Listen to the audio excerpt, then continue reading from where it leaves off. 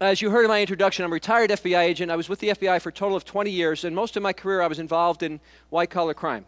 Oh, let me take that back. I investigated white-collar crime.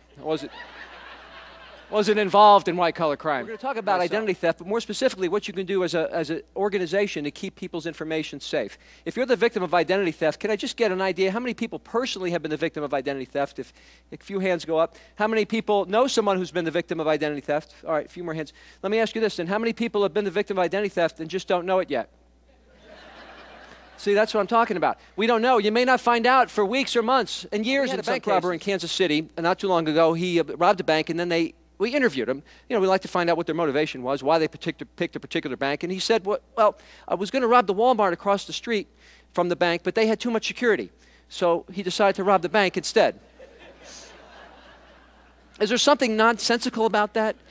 But it does illustrate the point of deterrence, how important deterrence is. One of the most important aspects in any good organization, any success story, is dependent upon good communication. I know a little bit about communication because as a spokesman for the FBI, I figured out a long time ago that to deal with the media, to get your message across, you have to have information put out in a clear, concise, and timely manner. And that's what it's all about. And the same thing is true in organizations. So how do you deal with the press? Well, they're like crocodiles. And what I mean by that is you don't have to love a crocodile. You don't even have to like a crocodile.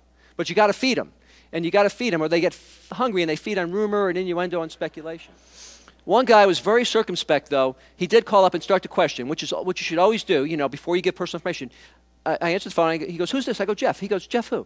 So I don't know what to say. I go, "Jeff with the FBI." He starts cracking up.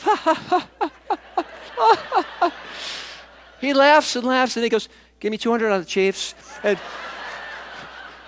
this is my day as an FBI bookie. In contrast to that, the people that go online and try to trick us into giving up information are very good. They figured out ways. They sit around in internet cafes in other countries and they try to beat Westerners out of their money or out of their personal information. And they share secrets and they buy kits to do this and they hone their skills. They're very good at lying. What I'm going to do is just close with this short story. It kind of pulls three things together. We talked about common sense, we talked about encryption, and we talked about not giving out too much information when you don't know who you're talking to. So this kind of pulls it all together. True story from the annals of the FBI. Two mobsters are talking on the phone. We'll just call them Tony and Joe.